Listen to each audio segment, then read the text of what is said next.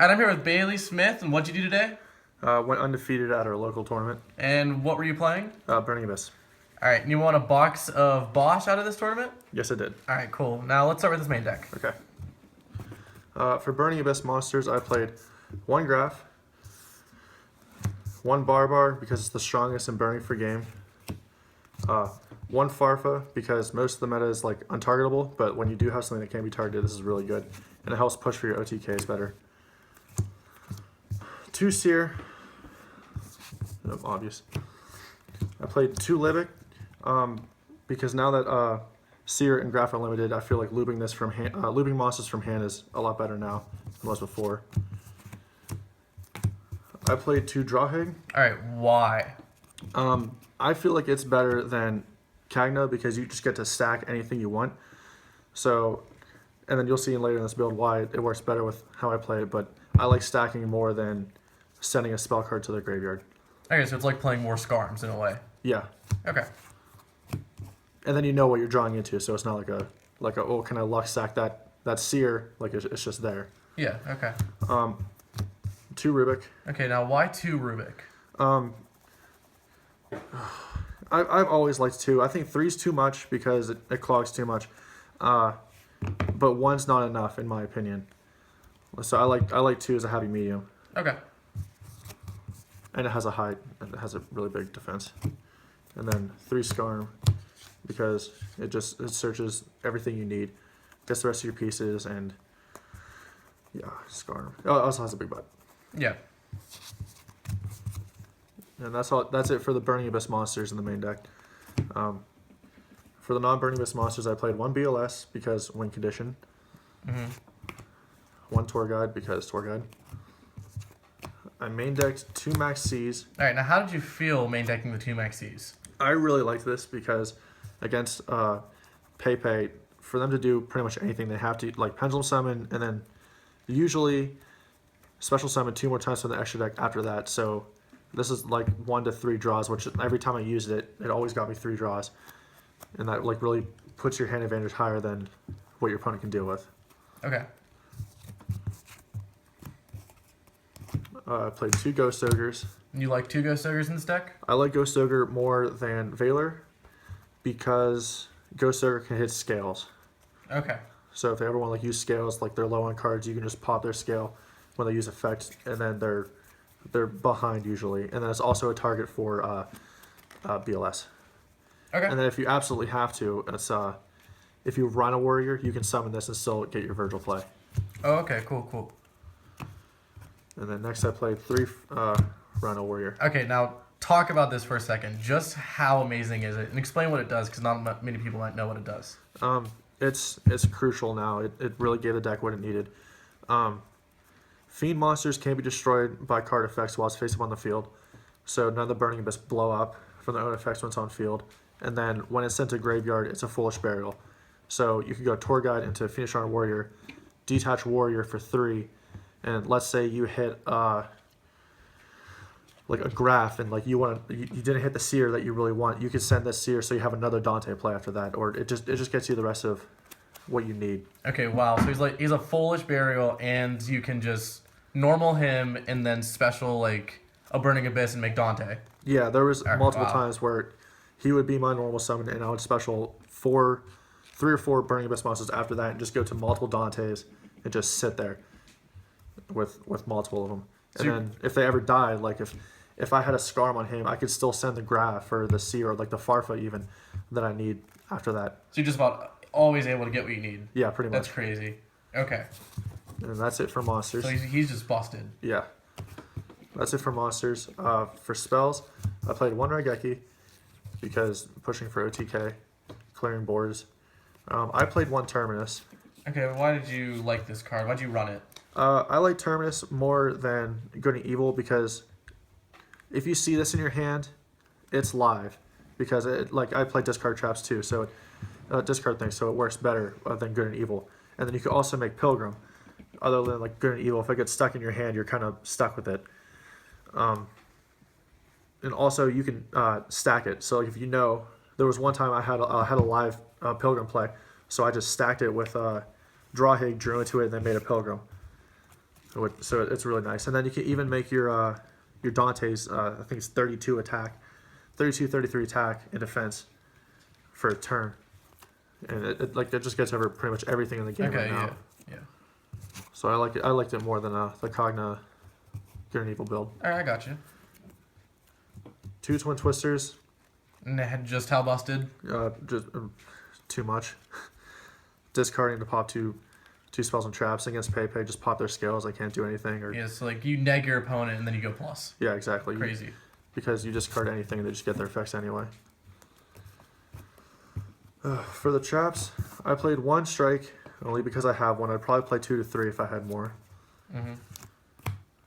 1 vanities because stopping your opponent from playing the game is always fun. And you can always just turn it off even if you have Dante. This deck is the best at probably turning it off. Next, skill drain. Once again, another really good deck to abuse skill drain, and it hurts Pepe like crazy because all their abilities are monsters. 1 bottomless. I like this because if they pendulum a bunch, you banish them instead of sending them to the graveyard. Warning, because warning.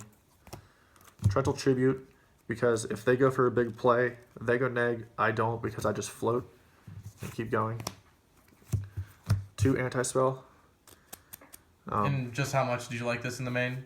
Very much so. They're like usually if you see a game 1 against Pepe, most of them don't play any out to it, so it's just an auto win.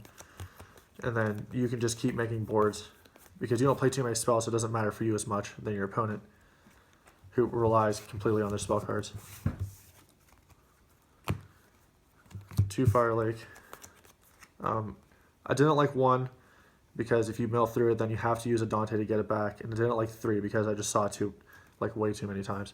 So I liked 2 because it just seemed not right. And then 3 Traveler. 3 Traveler. Okay. Explain this a little bit, and then just why exactly 3. Because it helps you push, like if you have 1 set before and you have 1 Dante, you can turn 1 Dante into 3, if not 4 extra monsters after that. Because this is basically Burning Abyss Soul Charge. Yes. Okay. And I've been saying that since it came out. I've played this at 3 since it came out. It's just so good. And then even if you can even go on the defensive, like you have 1 Dante with 2 attachments, they attack into it, you float a little bit, they keep attacking. And then either at end phase you can put 5 monsters on board, or you can just stop their attacks right there even. Just keep floating. It's just so good. All right, how would you say that your Magician deck is? Because you seem to have a lot of cards like Twin Twisters, the Anti-Spell, and the Fire Lakes that hit scales and other big threats they put on board. The Magician matchup is really good, especially with Pepe too. Yeah, the Pepe matchup. Because I don't know, I just have a lot of main deck outs to a lot of things. Like Eternal Tribute is 1. And then like even if like the scales, like the Infinity to negate this, and then I can go off and easily punch over Infinity with Dante anyway. So I just feel like this deck has a really good matchup against Pendulums as it is, because it has a constant hate for their scales, and then with the main deck anti-spells, it like just can't even play. All right, let's go over your extra deck now then. Extra deck, I played 1 Pilgrim because I run the Terminus, so why not? He's just there if I make him. And then usually when I do, it's just game breaking, because what I can do is I can send Drawhig, make my top deck a Burning Abyss card, and then just immediately draw into it. So then he's even live for next turn too. Okay, what does he do? He can't be targeted. When he's sent to graveyard, you randomly discard a card from your opponent's hand, and once per turn you can discard a Burning Abyss card to draw a card. Wow. All right, pretty busted. 3 Dantes. Standard. Yeah.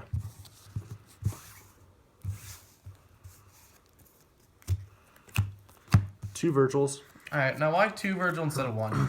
I like 2 Virgils more because, well, I play 2 Rubik, so each is live. But if 1 gets bottomless, it's gone. Now we still have another one. And if it gets warning, you can't use it again with Officer.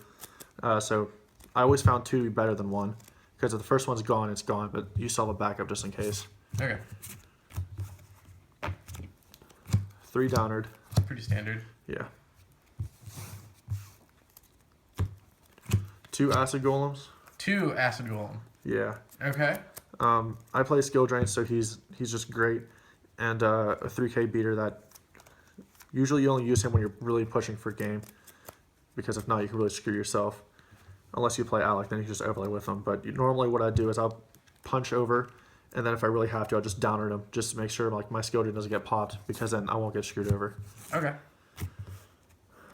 1 Giga Brilliant. Just to boost up your Dantes. Boosting up, yeah, pretty much. All right. 1 Nightmare Shark. Steel games. Steel games. All right.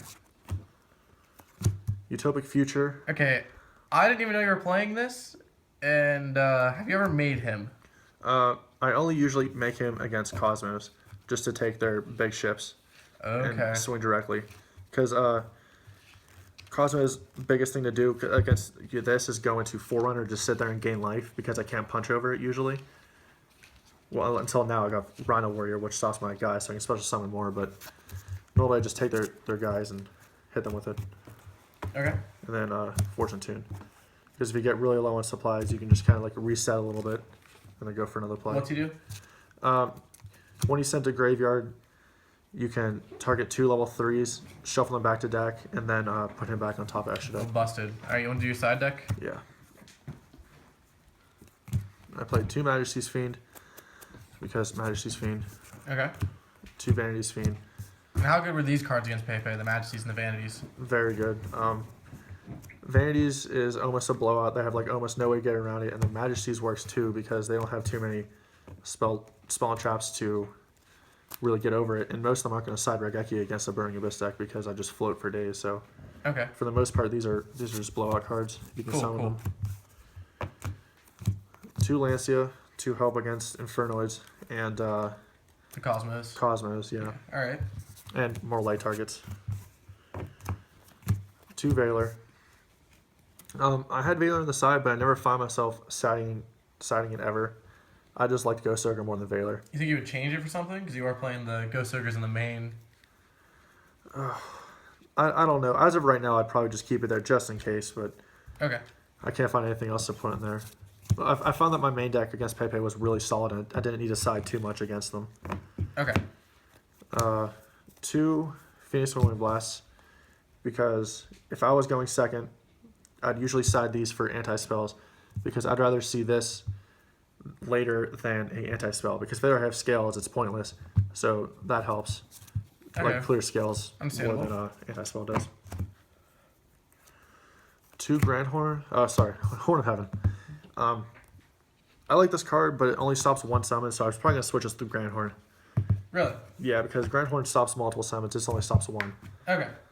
So that's my theory on that. And then I played 1 Crush card. Did you ever side it? I did once against Pepe. Never saw it. Not really sure if I liked it. So. Do you think it's really good against Pepe? Because they can just send the Trick Clown and Damage Juggler and stuff, get the free searches. I almost feel like you have to see it first turn, because if they draw like a bunch of really high attack monsters, you can clear out their whole hand. Like, true, they get to send Damage Juggler, but then that gets rid of like all their Damage Jugglers for the game, so you don't have to worry about that later. So that's why I liked it. And then I also sided 2 Magical Springs, but I don't have them with me right now. Okay. And I'd only side those against Magicians. Any final thoughts? If I had to make any changes after this, I'd definitely bump that to 3, and that to either 2 or 3. Spell and Fragrance. But other than that, you thought everything else is pretty good? As of right now, it's really solid. I had bye first round, and I had to win out against Pepe. I had 3 Pepe matchups, and I 2-0'd all of them. And I only sided 3 cards each time, which is Alright, like wow. 2 Vanities and a Majesties. Sounds like you did pretty good against your Pepe matchups today. Yeah. And thank you for doing the deck profile. Hey, thank you.